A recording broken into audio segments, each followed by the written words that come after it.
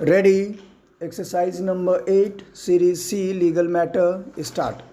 The instant writ petition is filed by the Deputy Director, Enforcement Directorate, Kochi Zonal Office, aggrieved by the registration of Exhibit P1 FIR by the Crime Branch Wing of the State Police. The essential facts leading to the writ petition are as under. Quote, on 6/7/2020, OR number 7 of 2020 was registered at the Customs Commissionerate (Preventive) Kochi. Consequent to seizure of 30 kilograms of gold worth rupees 14.82 crores at the Thiruvananthapuram International Airport. The seizure was effected while the gold was being smuggled, camouflaging it as diplomatic baggage to the UAE consulate. During the course of investigation, it was revealed that the accused had committed offences under the Unlawful Activities (Prevention Act 1967) UAPA also. This resulted in the National Investigation Agency NIA registering a case against the very same accused alleging commission of offences under sections 17 and 18 of the UAPA. As the investigation progressed, further commission of the offence punishable under section 4 of the Prevention of Money Laundering Act 2002 PMLA also came to light. Stop. Next para.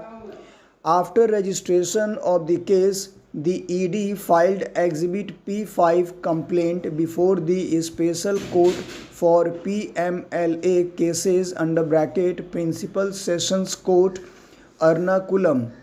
Later, two more persons were arraigned as accused, the fifth accused being the then Principal Secretary to the Chief Minister of Kerala.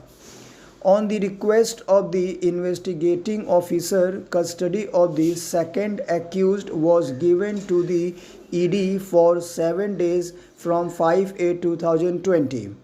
The custody period was extended up to 14/8/2020 and thereafter till 17/8/2020. During this period, the accused were questioned and their statements under section 50 of the PMLA recorded.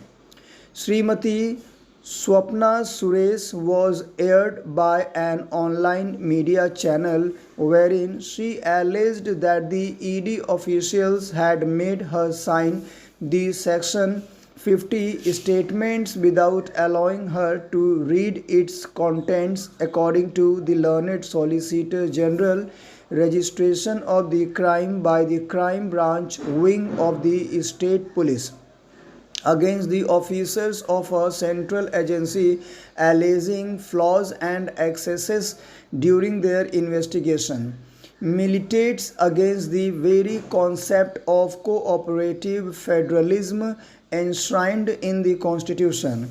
Further, such action, if permitted, will impair the conduct of free, fair, and impartial investigation by the central agencies.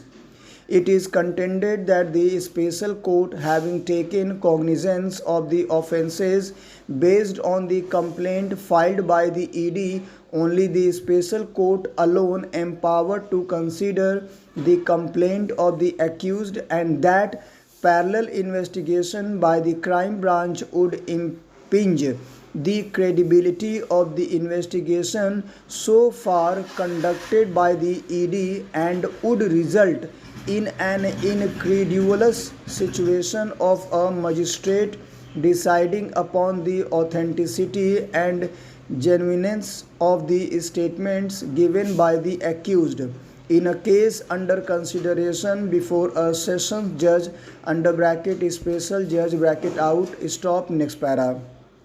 These offences have been selected for the court's control because of their direct impact on the judicial process.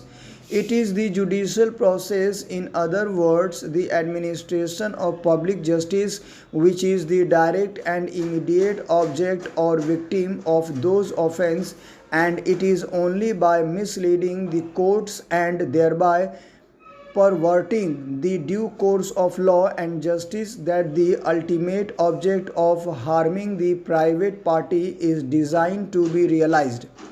As the purity of the proceedings of the court is directly sullied by the crime, the court is considered to be the only party entitled to consider the desirability of complaining against the guilty party. Stop. Thank you very much.